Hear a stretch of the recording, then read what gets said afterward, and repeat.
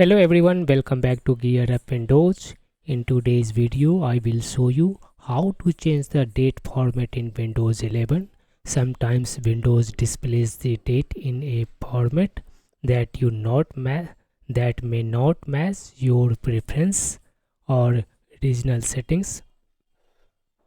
For example, it may show the date as month, day, year, while you may prefer day, month, year. Fortunately, Windows 11 allows you to easily change the date format through these settings. So let's get started. First, click on the Start button and then select here Settings. Alternatively, press Windows plus I on the keyboard to open the Settings app. Under Settings, select Time and Language in the left sidebar. On the right, click on Date and Time.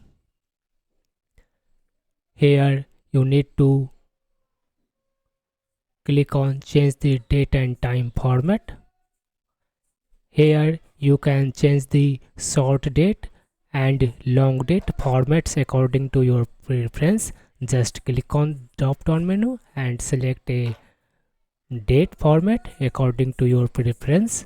Once you selected your desired format, these changes will apply immediately. You will now see the updated date format in the taskbar, File Explorer and other parts of Windows. That's it. You have successfully changed the date format in Windows 11.